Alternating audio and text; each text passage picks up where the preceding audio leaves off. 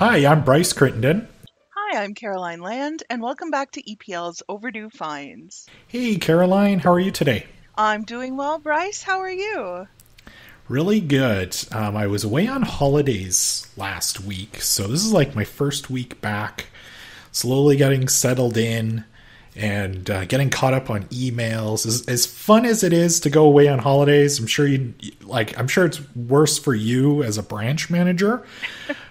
Somebody, lowly me who works in marketing, come back and it's just like, emails, meetings. It's crazy. I'm sure everybody can relate to that when they go on holidays with their jobs. For sure, and I don't know, Bryce. I've been that person who's frantically reaching out to marketing, so I know that you get quite a volume of stuff coming in. But did you have a good time, at least, on your vacation? I did have a good time. Yeah, absolutely. Went down to Medicine Hat, saw some family, which was good. So, Caroline, we're still going to have that Medicine Hat episode at some point. We've talked about it. 100%. I am even more excited. I think, maybe these trips could be research for it. I don't know. Yeah. If the library would agree, but we could try to put out forward that argument. Yeah. Live hits down from Medicine Hat. So let's set that up for the next one. Just show up at the library down there. They're like, what's going on? Yeah. I'm sure that they would welcome us in. Yeah. While I was away on holidays, though, checked out a few movies. And let's face it, right now, we're in like prime movie going season. And there's a certain movie right now that, like, it doesn't matter who you are, you're talking about it. And that course, movie is Mission Impossible 6. Yes, and I did see that. Thought it was pretty good. We'll give my review later on. But no, of course, today we are talking about not Oppenheimer, as much as I'd love to be talking about that, but Barbie, the Barbie movie, which, you know what? I think I joked about it maybe on a previous episode of the podcast that, like, when we started doing Overdue Finds in 2018, if you had told me that, 4 years later or whatever, we'd be doing an episode on Barbie, I don't think I'd believe you. Yeah, there have definitely been some episodes I've been surprised by, but actually not this one. I'm more surprised it didn't come up sooner. Yeah, and it's funny too because when we brought up the idea of having a Barbie episode, it was like, actually, you know what? We kind of laughed about it, but it made sense because, and we'll get into this a little bit later on, but like all the stuff in our collection that there's so many different Barbie titles that are out there and just books and movies and just everything. So, if you're one of those people who are looking forward to the Barbie movie or just, had Barbies as a kid and want to hear about some of its history, I think you'll enjoy today's episode. And joining us today, we have a guest who... It's funny, if you listen to the show regularly, you may have remembered on our Garfield episode, we were actually supposed to have two guests joining us. And on that episode, we said, unfortunately, one of our guests, she wasn't able to join us. We're having some technical difficulties that day, but we want to welcome to the show Christy Travis. Christy, you are, of course, a community librarian at our Lois Hole Library. How's it going today? Good. Yeah, thanks for having me back. And yeah, I was really bummed about not being able to join the Garfield episode, but I am really excited for this episode. So nice. Thank you for having me back. Yeah, we did a test of your microphone setup yesterday, so yep, it's all good. You were troubleshooting and found a new laptop, so you sound great today, so I think we're good to go. Good. All right. Before we get into our Overdue Finds picks, though, Caroline... right now the kids we have a program right now called Summer Starts at EPL. It's like our kids' summer reading club. But I've got a question, Caroline. Why should kids get to have all the fun with summer reading clubs? I don't think that's fair, and I think we should do something about that. Yeah. You've said on the past, you've gone on record to say that from here on Overdue Finds that kids should not be able to have all the fun. Yeah. Yeah. It's, I think, really important for adults to have fun as well. Absolutely. Well, good news, because now there's a summer reading club for adults. From June 25th to August 27th, both adults and teens can sign up for Summer Reads 23. Keep track of your reading this summer and complete some fun activities to have your name entered to win our grand prize of a Lego Ideas typewriter. Caroline, I desperately want to put this thing together because it's at my desk right now. You can also win some gift cards to Edmonton businesses and some lift passes to Snow Valley.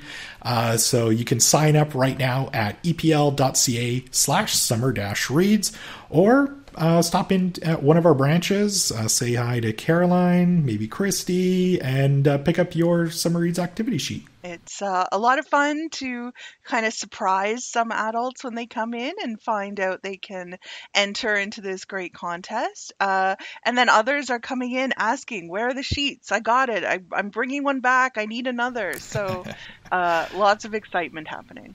Yeah, I was talking to a colleague of ours yesterday, and she mentioned to me that she's actually seen a lot of teens come in and pick up the Summer Reads activity sheet, which is awesome. So, yeah. So there you go, adults. If you want to win that Lego typewriter, don't let those teens win. Come and pick up your sheet. All right, so before we get talking all about Barbie today, let's share some of our own recent Overdue Finds picks. Christy, what have you been enjoying lately? Yeah, so I just finished a book called Everyone in My Family Has Killed Someone by Benjamin Stevenson. So this is it's kind of an Agatha Christie type murder mystery book. It's got a quirky narrator and some really witty dialogue, and I really enjoyed it. So it takes place at a family reunion in a secluded ski resort in Australia, of all places. It's not really, when you think of secluded ski resort, you don't really think of Australia, but apparently they have some really good ski resorts there, and the author is Australian, so that's probably why it's set there. Yeah, and I just thought, as a mystery lover, I thought the writing was really well done, and the twists were very unexpected. Yeah, and I really enjoyed it. I highly recommend it if you like reading mysteries. It's something a little bit different. It's got a great title. I like that. It catches your ears or eyes right away. Caroline, I know you're a big fan of kind of the murder mysteries. So have you read that one? No, but it is like it's taking everything in me not to like put it on hold right now while we're actually recording this. You had me at family reunion at the secluded ski resort. Like I was already in. Yeah, and like the very first chapter draws you right in because just the way this guy writes, his narrator is really funny, but he goes through and like if you want to find out where the murders take place, it's on these page numbers, and he goes through and like it's really funny. Yeah, really different. It's funny though, before you mentioned that the author is Australian, I was going to make a joke that like maybe they started writing it and it was like maybe they meant to put Austrian ski resort, but then they just kept on going with it. But clearly, hey, I mean, we're learning something new here today on the show. There is ski resorts in Australia. There is. I actually Googled it because I was like, really? Is this true? And yeah, if you Google it, it's like the top 6 Australian ski resorts you can visit. So wow. Yeah. They do get snow, I guess. Yeah. Good to know. There we go. Learning something new today, as always, on Overdue Finds. Caroline, how about you? What have you been enjoying lately? Well, you might not believe this isn't planned, but mine is also an Australian mystery thriller. It's called Wake by Shelley Burr, and it had me from the cover, which we've talked about. Can't judge a book by its cover, but this one had the blurb, a nerve-jangling thriller with a brilliantly twisty plot. And really, that's what I look for in a book. It's the story of a woman who years ago, decades ago, her twin sister was kidnapped out of their bedroom while they were both sleeping, and has never been found. And there's been all kinds of allegations over the years around who might have been involved. There was no evidence of anyone breaking into the house, but there were only a few people in the farm area where she was taken, and questions around like, what did the police know? What did they do? So an investigative private detective is kind of on the trail of this, partly for the reward money, which has recently been doubled, and partly for personal reasons that get fleshed out over the course of the novel. It really hits up the atmosphere of it, that's like small town, remote, rural, but everyone's kind of hiding something. So many secrets around here. A library plays a key role in it, which is always kind of fun to see in a book. And so, yeah, there were a lot of twists for sure. Some of them I saw coming, some of them I didn't, and really recommend checking out Wake by Shelley Burr. Nice, sounds great. Yeah. So is your pick Australian too, Brian? We're so close. It's funny, my pick does not. And while you mentioned, your pick was kind of Australian, I was thinking in my head, I'm like, oh, geez, is there something I could talk about that's Australian? I couldn't think of anything off the top of my head. So I actually do have a movie pick this week. And it's Canadian, though. So definitely not Australian, but some CanCon is always good. Caroline, this is actually a movie that I briefly mentioned on our last episode, which was best of the year so far, and I kind of gave it an honorable mention in my movie category. And that movie I'm talking about is Blackberry. So so it's a Canadian film. It stars Jay Baruchel and Glenn Howerton, who most people might know as Dennis, who from It's Always Sunny in Philadelphia. So the movie tells the true life story of Mark Lazaridis, played by Jay Baruchel, and Jim Balsillie, who Glenn Howerton plays. So they started Research in Motion, or Blackberry, in the 90s. We see the rise of this small company that was operating out of a strip mall in Hamilton to becoming really the main cell phone in the mid-2000s that pretty much all, like, I think they said in the movie at one point, over 70% of all cell phone users were actually like using at this time. Like, I remember when I got my BlackBerry, I think it was like in 2000, I want to say like 8 or 9 in my job. And it was just like, I've made it. I've got a BlackBerry. It doesn't get any better than this. And at the time, like, obviously this was like right before iPhones and everything. So, but yeah, the movie, of course, covers basically the rise and fall. Baruchel is great as the quiet Lazaridis who wants to make sure that the company is making the best product possible. But meanwhile, we have Jim Balsillie, who wants nothing more than to make the most money possible, even if it means cutting corners on production or kind of overloading the network so people's phones are crashing.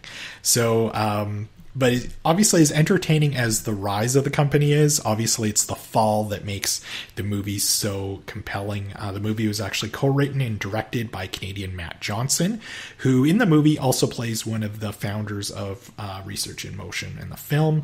So yeah, this is a good one that you really need to watch. My personal favorite scenes in the movie was when we have Glenn Howerton playing as Jim Balsillie, and kind of towards the end where BlackBerry's kind of falling apart, that he's trying to purchase the Pittsburgh Penguins and he's negotiating with the NHL, which as a hockey fan, I remember this happening, and it's pretty fun. So anyway, go check out Blackberry. We have it in our collection. There's lots of holds, but once again, put your name down. It will go fast. So there you go, Blackberry. Yeah, I had heard about it, had kind of been interested in it. Then I remembered you mentioning it last record, and I definitely want to check out that movie. As much as I would love to keep talking about Blackberry, we're talking all about Barbie, which this is going to be an interesting one for me. We'll see how it goes. But Caroline, I know you've done quite a bit of research on the Mattel line, and I have. I think you've got some notes to share with us.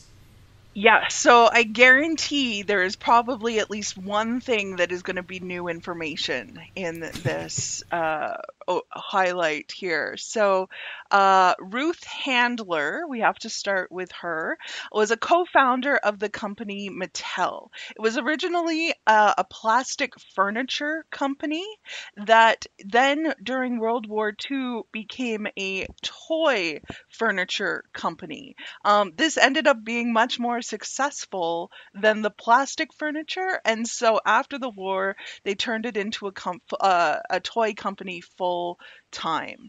Now, there are two main origin stories that have become part of the Barbie legend, and no one knows really to what degree either of them are the whole truth. My thought on doing all this research is that they are both the truth.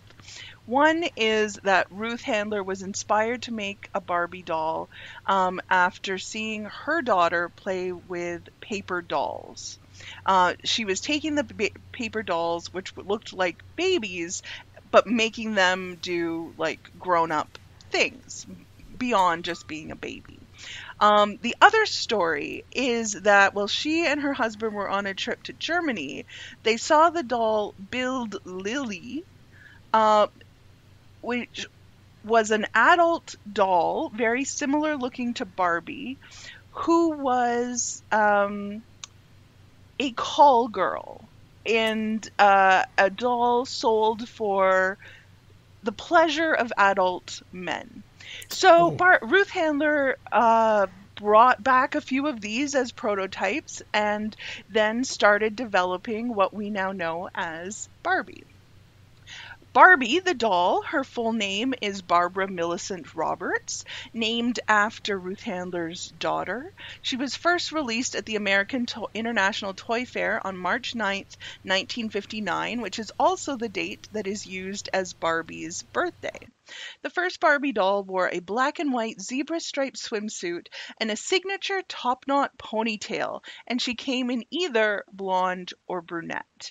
The doll was marketed as a teenage fashion model, and her clothes were created by a fashion designer who worked for Mattel, Charlotte Johnson.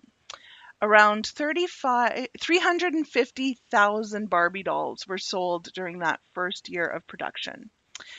In 1961, Ken was introduced as Barbie's male friend. Other characters in Barbie's life include Midge, Christy, Teresa, and Kira, along with Midge's then boyfriend, then husband, now I think separated, Alan. Her family life is also a bit confusing. Her parents, George and Margaret, have never appeared in doll form, but have shown up in various Barbie media. Her younger sister, Skipper, first came out in 1964 as an 8-year-old who was later aged up to 14 in a doll where if you lifted her arms, she would physically develop.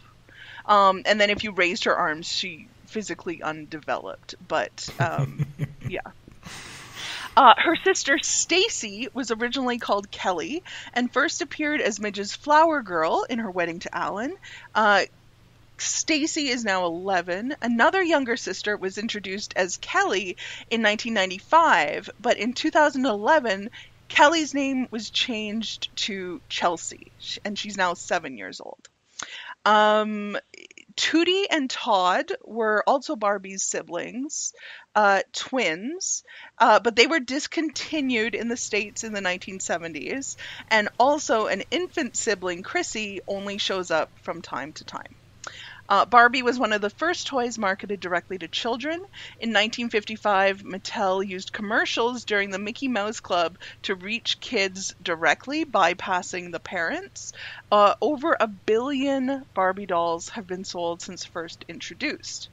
In addition to the dolls, of course, there are her accessories. Barbie's dream house, her magical mansion, which has a working doorbell, a Volkswagen microbus, her Corvette, which is called the Star Vet, which is a curious name. that I don't think Yeah. would be used now. No. Dozens of animal friends and pets, and closets of worth of clothes, shoes, and jewelry. Celebrities who've had their own Barbie doll or Ken dolls include Rosie O'Donnell, Amelia Earhart, Wayne Gretzky, MC Hammer, and Laverne Cox. Controversies over the years have included Barbie's unrealistic appearance. There are many studies out there that show if she was an actual human woman, she would like fall over because of how her body is proportioned. A talking version that said, "Math class is tough." Which was not a popular statement. A pregnant Midge doll that came with a magnetic removable bump. This came after Midge's marriage to Alan, but still it was not well received.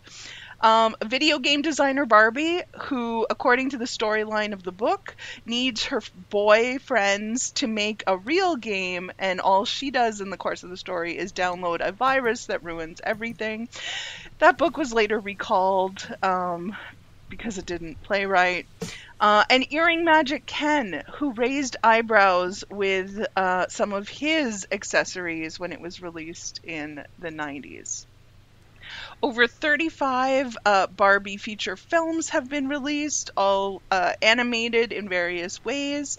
Barbie has also starred in ballets like The Nutcracker and Swan Lake, in addition to stories like ones we've covered on the podcast, Barbie in A Christmas Carol. She's had her own TV shows, web series, books. The latest pop culture role for Barbie is the new movie starring Margot Robbie, directed by Greta Gerwig. It was released on July 21st, which is 2 days from this recording in the future, but a week ago when this is released. So that brings us up to Barbie of today.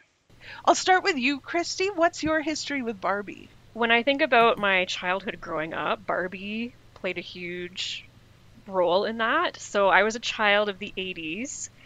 And when I think about all of my play experience as a child, it was pretty much playing with Barbie dolls. My sister and I spent hours together playing with our Barbie dolls, and we had so many Barbie dolls. We had probably too many Barbie dolls, if you would ask my mom, but I remember we kept them in a giant suitcase. So we had this like giant 80s hardback suitcase that we kept them all in. We had separate cases for all the clothing, the shoes, all the accessories, all of that. And we took it with us everywhere. So if we went over to my grandparents' house, we were bringing the suitcase of Barbies with us. If we went outside, if we were playing in the little kiddie pool, we brought all of our Barbies with us because that's what we wanted to play. We wanted to play with our Barbie dolls. And anytime I went over to a friend's house, I remember going over to my next door neighbor's house after school, we'd play Barbie dolls. They'd come over to our house, we'd play more Barbie dolls. That's just what we did. Like, I mean, it's going to make me sound old, but this was before the internet. This was before we got our Nintendo, so we weren't playing video games yet. And my sister and I have a lot of great memories of playing Barbie dolls together. Like, I think it really, we were pretty close in age anyway, but I think it really created a strong bond between us playing Barbie dolls together. And we'll still talk about funny memories that come up from playing Barbie dolls. I remember one time we took our Ken doll outside and shot him with a water gun, and we thought it was the funniest thing ever. So just really lots of good memories. And like, of course, I'll talk about this a bit later, but we also had like things like Barbie VHS and Barbie music and things like that. So yeah, a huge part of my childhood growing up was playing with Barbie. Do you remember any specific ones that you had? Oh gosh, yes. So I did have a lot of Christy dolls because my name was Christy. I wanted to have the Christy dolls. I had California Barbie. I had one, I can't remember what her name was, but I remember she had a switch on her back and her arms would raise up. And I think she was like a singer. She had a microphone and it would look like she was singing. I had Exercise Barbie, who came with a very 80s style exercise bike And then one of my favorite ones, there was like a glow in the dark one. She had like this giant ball gown with glow in the dark stars, Stars, which I think was yeah. one of my favorite. I can't remember what she was called, but I had a lot of Barbie dolls. And I had some midges, I had some skippers, I had them all. There's something about the Barbie where they just kind of become whatever you call them.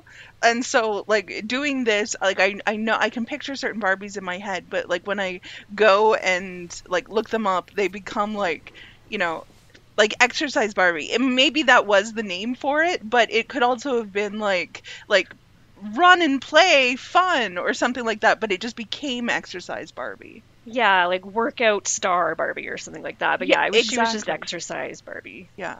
Bryce, what was your history with Barbie? Yes, I would really like to know this. Well, it's interesting because I did not, I think I mentioned this before, I just have brothers. Like, I don't have any sisters. So obviously in my house, my family's house growing up, there was no Barbies. I knew of Barbie, obviously, because I knew that was the toy aisle that I always skipped at the toy store. Like, it'd be like, you'd go down, it's like, okay, here's my Masters of the Universe. Like, that was my Barbie, if you will. Like, that was like the toy line that I absolutely loved as a kid.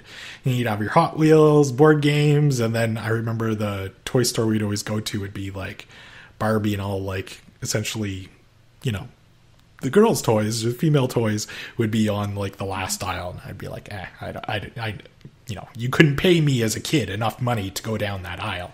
It was all pink and everything. I mean, geez.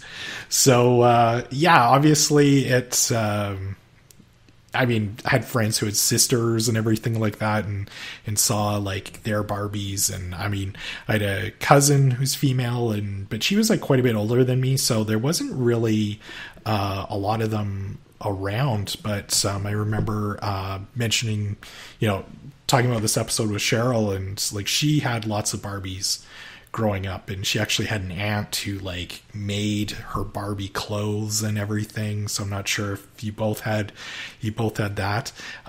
Caroline, when you were going through the different kinds of Barbies as well, you mentioned Skipper, and Cheryl had mentioned before that she was like, she hated getting Skipper. Like, she didn't want the little sister. She wanted Barbie. She's like, I got a little sister in real life, so no, I do not need a Skipper doll. Makes sense. I totally get it. I'm no, this is good. I should have said we should have Cheryl on this for this episode, but with Barbie, I think, like, that toy aisle thing, Bryce, is one of the things that I was thinking about, thinking back to, like, when I was a kid. I know that there's still, I mean, obviously they're still selling Barbies. There are even more, arguably, dolls being sold now in stores. But when you would turn that corner and it was just like this hit of pink coming at you, like, you cannot describe that. Just like, it like sucked you in, or I guess pushed you out, depending on what it was meant to do. For the toy.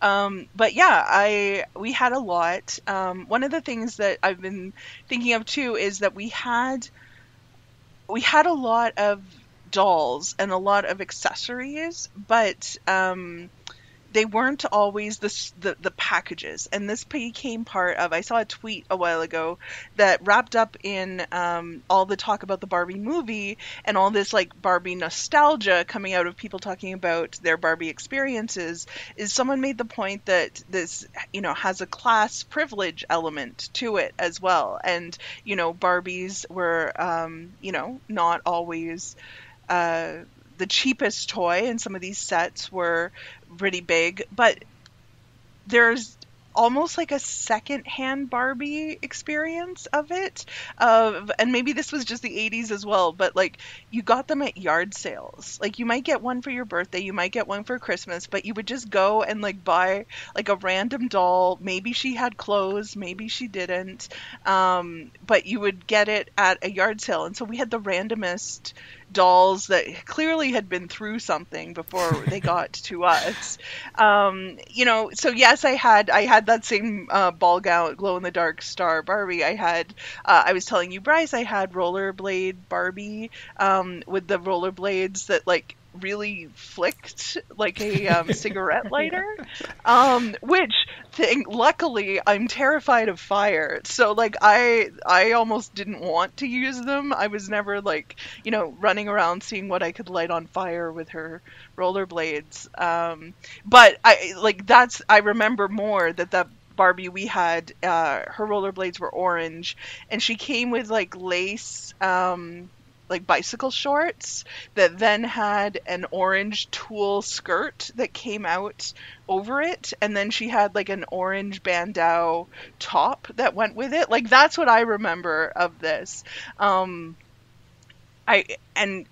only had the Barbies. We didn't have like the dream house or anything like that. So what I would do, and this is where I'm like, you didn't need a lot to like do creative storytelling with them. My technique was to use face cloths. Like I would go to the bathroom and I would get like a stack of face cloths and I would just lay them down, and then like that would be like the blueprint of the house on there. And so then I would like put the stuff in the different rooms because it worked. There were no walls that I needed to like do, but I could like make Barbie's room, and then next door I could have like her friend's house and all of that. And Barbie, like, just always making up stories for them. Like, my Barbies, they were Olympic athletes. They were spies. They were, on the run in Russia. They were living through the hardest winter on a prairie setting, and they all had to huddle on one face cloth for warmth. So, yeah, that was that. And then we had it was one of the hair-based Barbies, and she came with a little spray bottle, and I think originally it had some kind of dye in it that would, like, you could put designs on her hair, but then eventually that ran out, and so we just filled it with water and would use it to, like, style Barbie's hair. But what I would do to make everything extra dramatic is I would take Kleenex and like use the spray bottle to wet the Kleenex, which would then create casts on her like arms and legs. So she was always like bravely, defeating the villains despite breaking every bone in her body. So yeah. Surviving those harsh winters.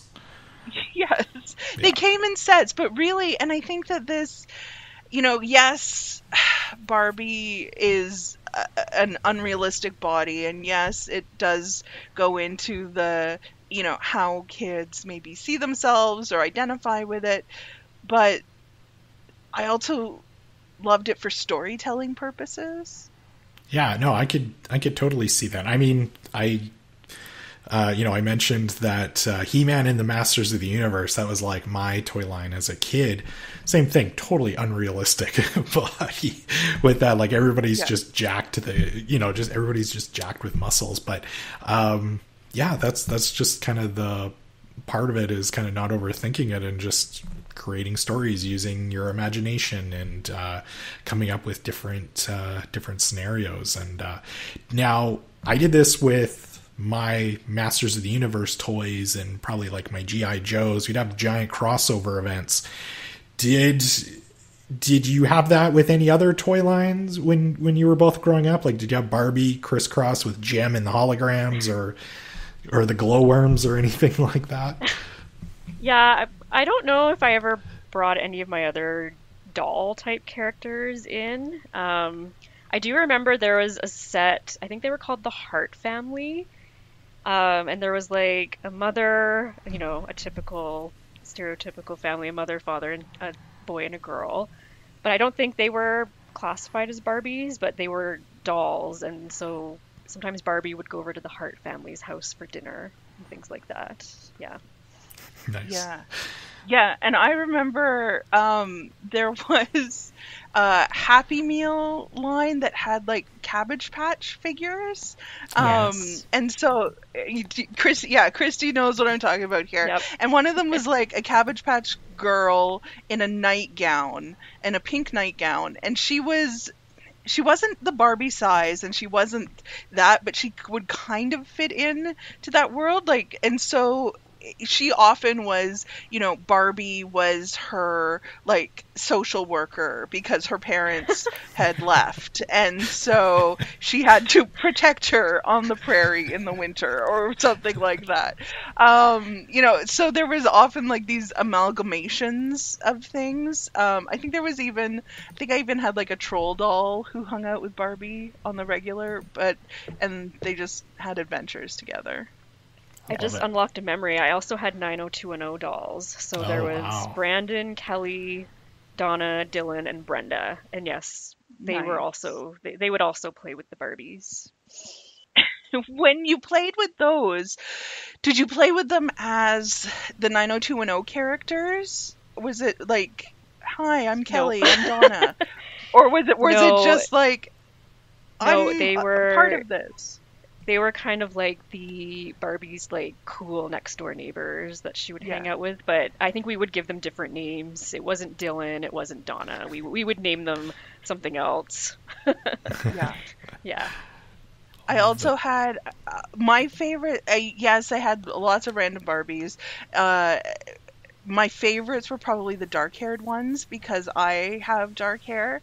Kira, I loved Kira. I think I had Hawaiian Tropic or Hawaiian something, Hawaiian Fun Kira. And then I had another one who I haven't been able to place when I've looked at like the 80s style dolls, but I remember once, I think I was probably brushing her hair too vigorously and her head came off, and so I had to jam it back on, but it like totally eliminated her neck. And she still pulled it off.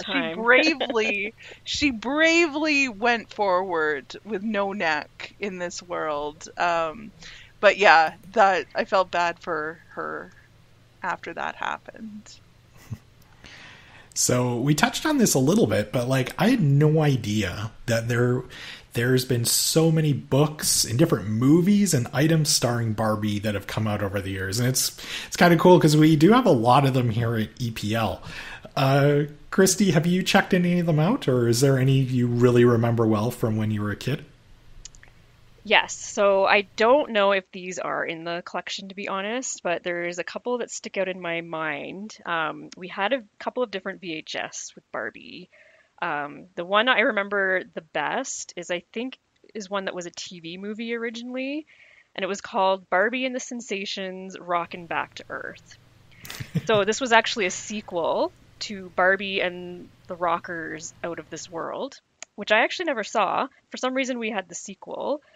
So in the first one, they went into outer space, of course, to perform as Barbie and the Rockers. And then in this one, they're coming back to Earth. However, they get caught in a time warp, as you do. And they were sent back to the 1950s. And so, of course, that set the stage for Barbie singing a whole bunch of 50s rock and roll classic songs. And the whole storyline focused on some scientists trying to figure out how to get her back to present day Earth. So I remember we used to love it, probably because of the music, but it was just, it was like a Barbie sci-fi movie. We just loved it. And then I also had some cassette tapes. So this is before CDs even. I think the Beach Barbie, so like California Barbie, any Barbie that was like, I think there was one called Beach Blast Barbie. They came with cassette tapes that had Barbie singing beach songs on it. Kind of like the Beach Boys, only Barbie singing like California summery tunes. So we used to listen to those all the time. We'd have little dance parties with the Barbies. We'd go outside and pretend we were at the beach. So yeah, lots of... Those are my memories. Unfortunately, those would not be in our collection. I do know that they have like chapter books now. My kids, unfortunately, are not really into Barbie, so we haven't read any of those. But honestly, sometimes I've been tempted to just go and look at them for my own my own purposes. Nice. I totally forgot about Barbie and the Rockers, though.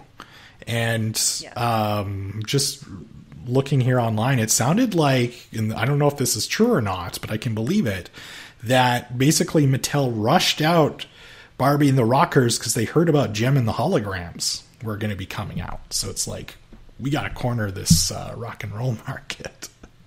Yes, and I think that's why they changed the title to Barbie and the Sensations. I don't know. Yeah. Interesting.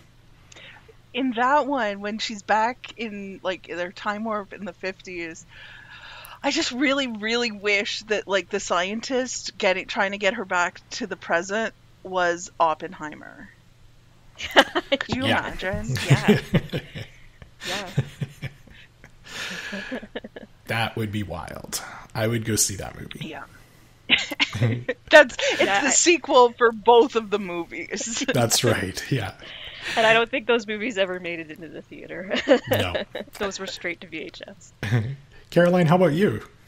The first book that came to mind when I was thinking about kind of Barbie tie-in books was one that we didn't own in my house, but they had it in our church nursery room, and I would read it over and over and over again. And then I subsequently, as an adult, purchased it because that's what you do, right? Anyway, it is The Missing Wedding Dress featuring Barbie. And maybe I'll share some pictures of this as well, because the illustration, so it's published in 1986. It's a little golden book, and the illustrations are done like in pencil crayon. Like everything just looks so like sweet and washed out. Barbie's friend, Tracy, is getting married, and Barbie at Barbie's house. So this is Tracy, and like this book formed, like I can see so much crystallized in here of what I think like being cool and like fashionable, because like her hairstyle, that is to me, that is like the coolest hairstyle you could ever have.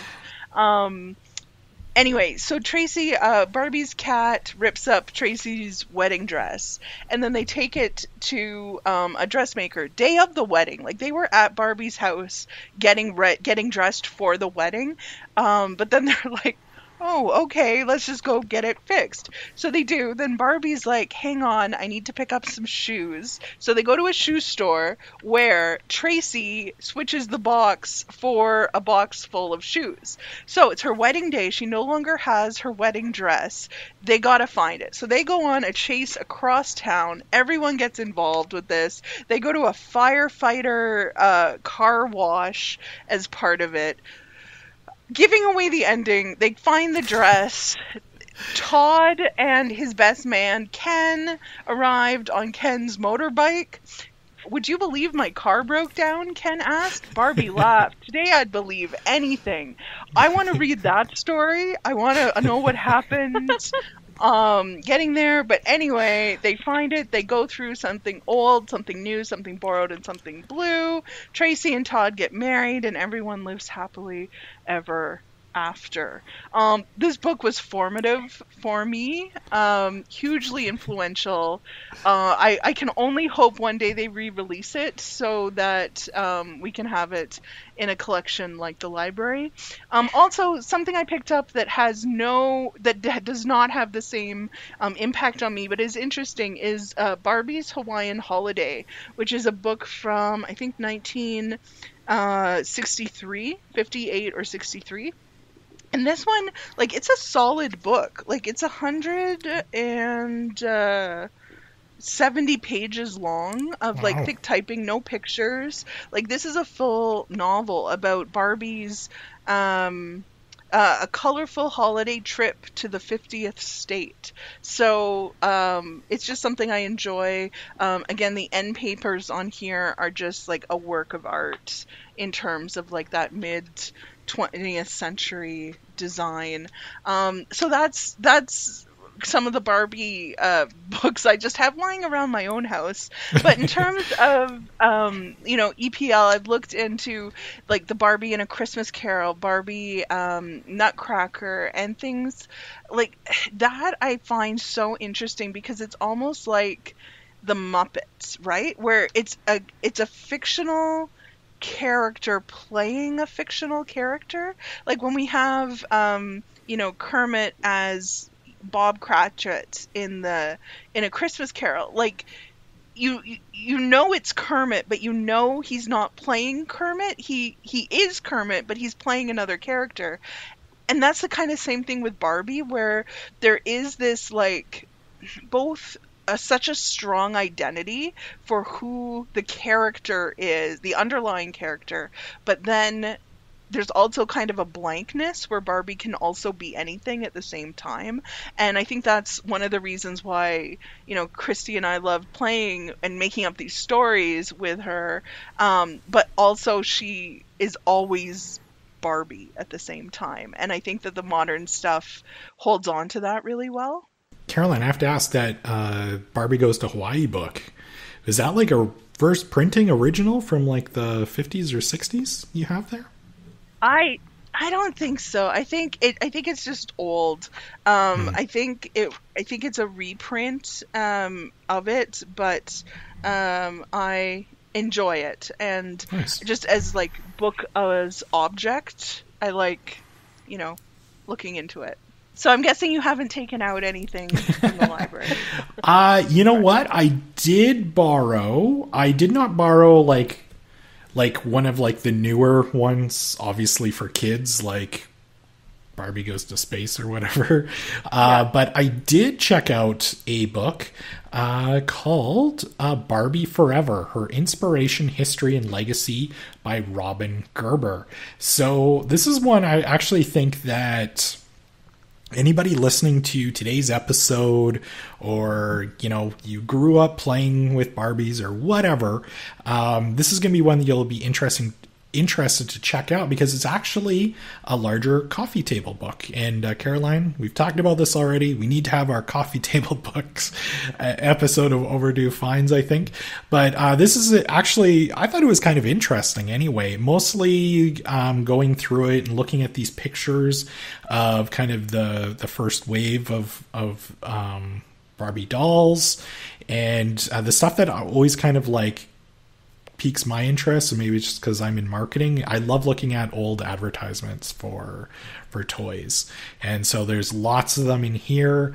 Lots of box art, which I love. Kind of the idea of I've got some myself, like collecting older toys from like the 80s and that, and I love seeing kind of some of those older toys in the boxes, and we get some of that here in this book. So if you want a really good deep dive into the history of Barbie, and just while kind of looking at some really, really interesting photos, go check out Barbie Forever by Robin Gerber. It's a good one. I forgot to use my marketing advertising tie-in with Barbie. So I mentioned her full name, Barbara Millicent Roberts.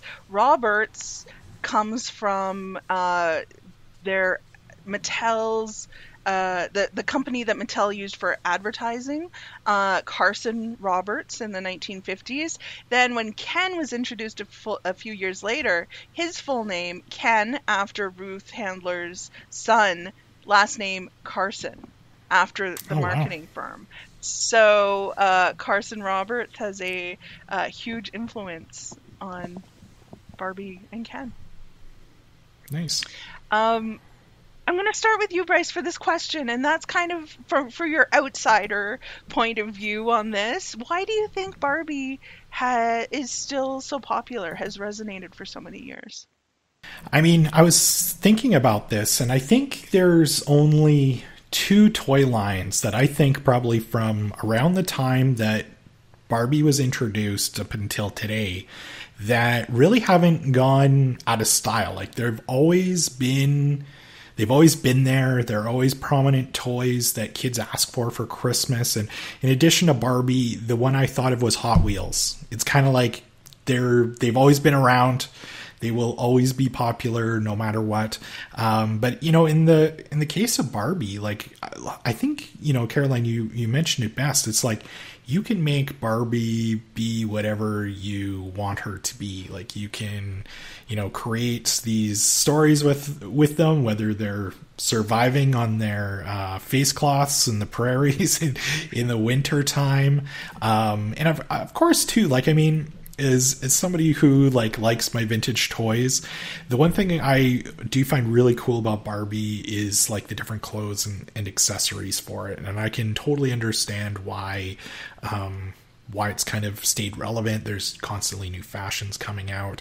It's a line that mothers played with, and then they have their own daughters, and a lot of times these get passed down to them. I know Cheryl had a bunch of her Barbies, and they were kind of passed down to some of her nieces, and her mom got kind of upset because they totally did the thing where it was like they cut her hair and drew all over them, but that's just the life cycle of a Barbie doll, I think. But yeah, I'm not surprised that they've stayed relevant for all these years.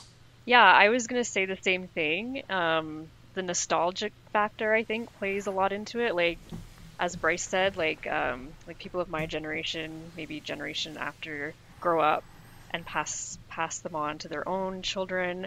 Unfortunately, it didn't work with my kids, but that's okay. They have their own interests. That's fine. I also think Barbie's one of those toys that has a lot of people that use them as like a collection. Like there's a lot of collector items. I do know people that collect Barbie dolls still. So there's kind of that side of it as well. Yeah, and I just think Barbie tries to stay relevant with the times as well. So like, in the past, she might have just been hanging out on the beach or just on her exercise bike or whatever. But as the years have gone on, she's been a doctor, she's been a politician, she's been a businesswoman. She kind of changes with the times, and I think that appeals to all the generations as they get older. Yeah, one of the things I found when I was looking into Barbie and the timeline is that one of the things that's like proudly referenced is like she landed on the moon 4 years before Apollo 11, because astronaut Barbie came out, I think, in 1964 or 65. So like, she definitely had these roles, and that's one of the differences, I think, and this is, there's always going to be maybe one-off exceptions, but up until Barbie, the toy kind of role was said to help young girls emulate being their mothers, having a baby doll, and you would care for that doll, change diapers, give them a bottle, feed them, put them down for a nap, like all of those things. And Barbie didn't tap into that same nurturing side automatically. She hit the stage as a teenage fashion model. So already she's got a job, she's working, she's out there doing her thing and looking fabulous while she does it in her zebra bathing suit and sunglasses. But yeah, she wasn't. I mean, she has never been married to Ken or anyone else. There was tying back to Australia, there was an Australian surfer doll that she was friendly with for a while while they were broken. Well, they had like spent some time apart. That's on like the official Barbie lore page of stuff. But she has had domestic roles at times. She does play with her younger siblings, but until they're discontinued.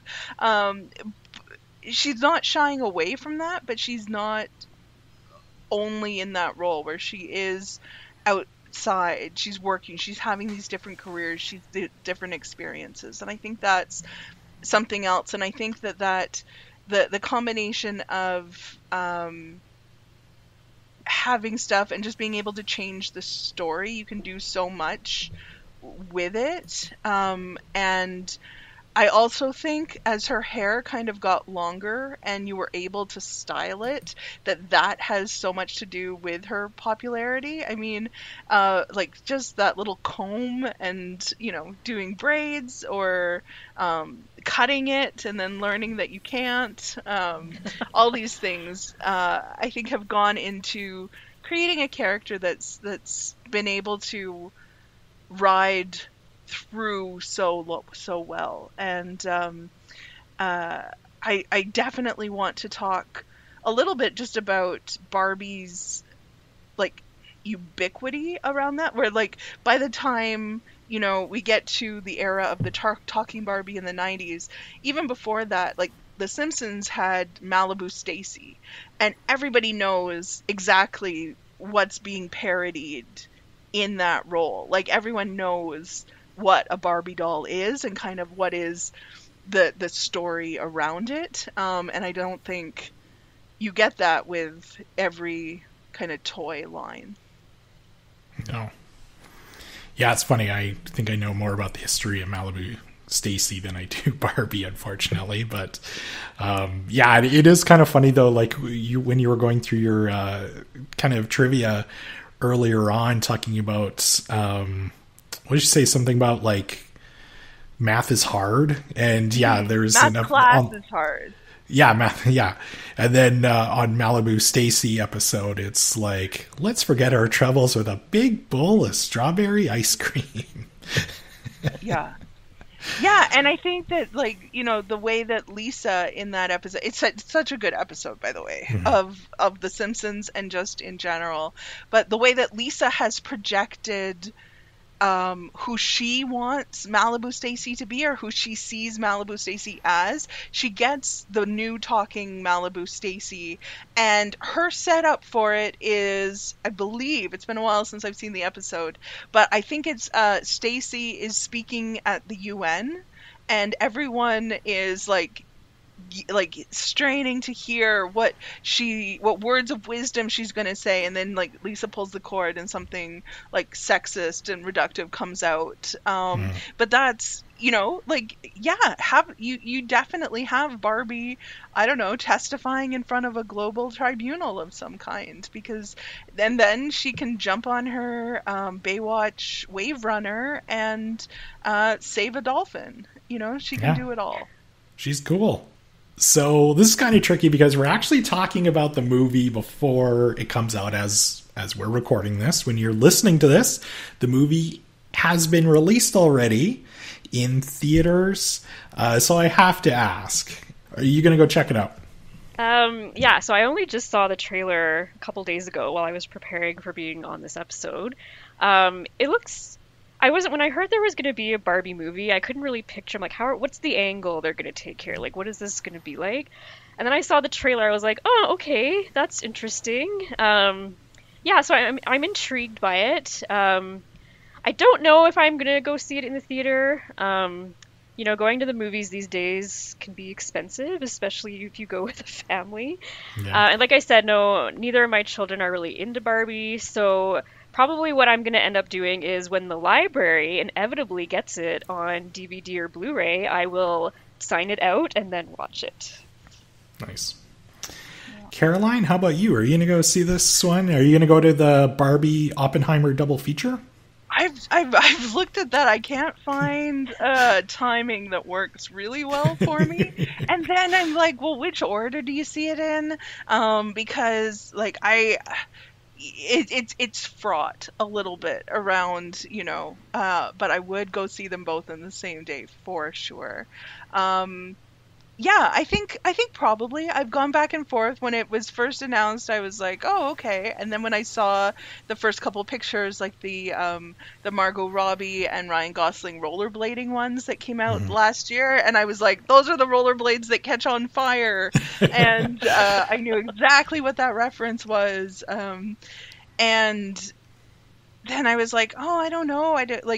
But then I kind of got more into it. Now I don't want to put too much pressure on it. So yeah, I'll probably see it. I'm looking forward to it. I think the performances that I've seen in the trailers, like, I think people just, it seems like they're having fun, and like they're all kind of in this same world that we don't know what it is yet, but they do, and I like that. So the cinematography looks incredible from what I saw in the trailer.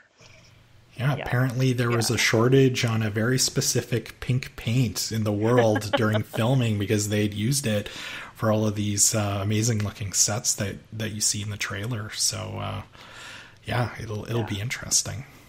Are you going to go see it, Bryce? Honestly, Christy, I think I'm probably going to do the same as you. I think once it comes out, once we have it in our collection, I'll definitely borrow it. I do, as of we're recording this, when this comes out, I'll have already seen it, but I do have my ticket already for Oppenheimer. I'm checking out in IMAX. But if I was doing the double feature, I think I would go Oppenheimer first, followed by Barbie. Like, we've got this story about a nuclear bomb being invented. It's kind of a downer, and I'm sure it's going to be an awesome movie, but I think Barbie, to lighten things up at the end of the day after, sitting through 3-hour Oppenheimer, I think would be the way to go if I was doing it. Yeah, that's the way that I think Issa Rae suggested doing it, in the order of Oppenheimer, Barbie. So before we get to our roundtable questions, Bryce, can you let our listeners know what is coming up on our next episode, coming out on Friday, August 11th? So Barbie isn't the only movie being released this summer based on a popular toy line. On our next episode of Overdue Finds, we're going to be taking a look back at the Teenage Mutant Ninja Turtles. From the comics to Saturday morning cartoons to video games and feature movies, join us as we look back at those heroes in a half shell. So, we did not originally plan to have kind of a toy-themed episodes back to back, but it just worked out this way. So we hope you'll join us for that one. Yeah. We should have done kind of like a summer series of something like this. Next time, I guess we can plan it. Next summer. Yeah. Why should kids get to have all the fun, right? We can have fun too. Yeah. Okay, so first roundtable question. I sent out a list of Barbie's careers. Barbie, in her lifetime, has had over 200 careers. Which one surprised you the most? Christy? I'll tell you what surprised me is that, unless I didn't see it, there was no librarian Barbie on there. I don't think she's ever been a librarian.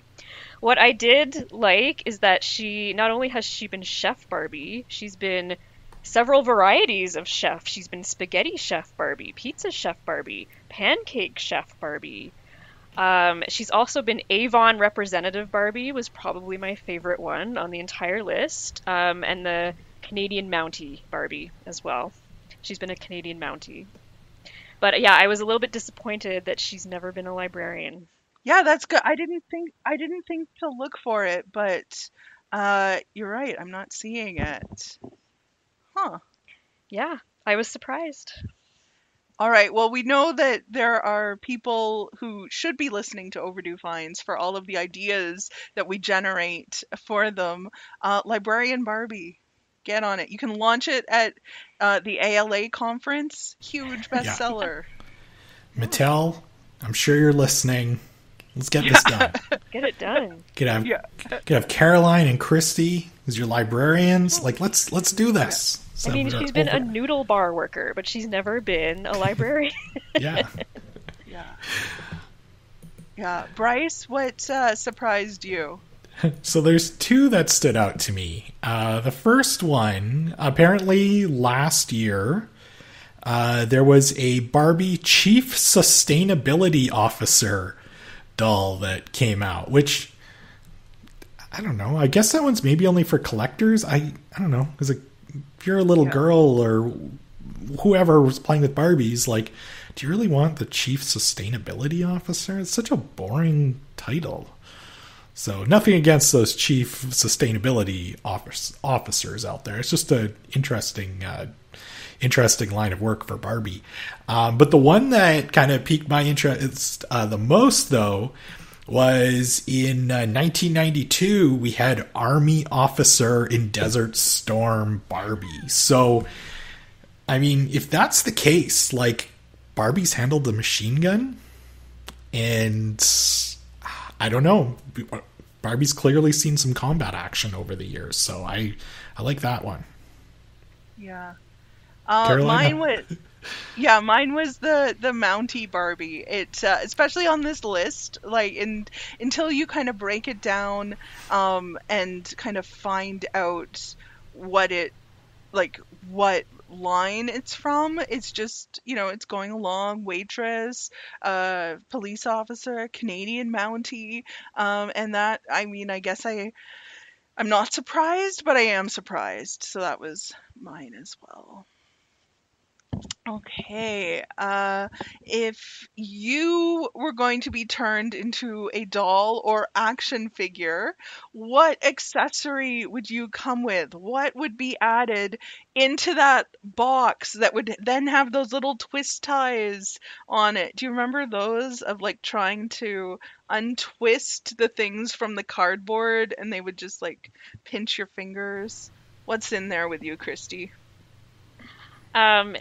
It's going to sound cliche, and maybe this is what Librarian Barbie would come with, but probably a book, an iced coffee, and a cat would be mine. Nice. Yeah. I like it. Yeah. Bryce? Caroline, you just mentioned those like little twisty ties for those little accessories. I recently am such a dork, but I recently purchased a RoboCop figure, and I like to open up the toys, and of course he's got all of his little guns and everything, and they were so tight on there. They were a little difficult to get out. I'm like, I didn't want to break this cheap plastic gun, but I was able to not destroy my RoboCop figure, which was good. But if there was an Overdue Finds toy line, which there should be, for my figure, I would come with a Xbox controller and with optional headset for said controller. So much what like you're both are wearing here today for the recording, but yeah, that would be in the Bryce Crittenden figure. Caroline, what would come with yours? Would it be a murder mystery book? Australian murder. I went with the Overdue. I went with the Overdue Finds line, but I didn't even like make it any like more engaging than that. So it's just podcast Caroline. She's gonna come with her microphone and her scribbled on page of notes. That's what. I like it. Hairbrush optional. So yeah. Yeah. Good. Well, thank you so much for joining us today, Christy. Is there anything coming up at EPL or at your branch that you would like listeners to know about? Yeah, I'll just quickly plug. I'm on the life skills team here at EPL. Well, I'm not really plugging anything specific. I just wanted to let our listeners know that we do have a ton of life skills classes that you can go to our website, epl.ca/lifeskills. And we have classes on everything from financial literacy to careers, job searching, gardening, camping, all kinds of different classes that you can take virtually or in person. Yeah, so if you want your life to be more like Barbie's, check out EPL's life skills classes. Mm-hmm. Barbie would totally be going to some of those life skills classes. Oh, yeah. Gardening Probably Barbie, I'm teaching. sure there's, yeah. Yeah. Teaching, just tax preparation Barbie. Let's do it. Yeah. She's done it all. We hope you've enjoyed today's episode. Make sure that you subscribe to the show so that you get all of our new episodes. Please also leave us a review on Apple Podcasts, and most importantly, tell a friend about the show. Yeah, and don't forget that we'll have a link to everything that we talked about in today's show notes. And we'd love to hear from our listeners. So you can maybe send your favorite Barbie memories to us by emailing us at podcast@epl.ca. Both Caroline and myself get those emails, and we love hearing from listeners. You can also share your thoughts about the show with us on Twitter @epl.ca and by using the hashtag EPL Overdue Finds. Thank you for listening, and we'll see you next time.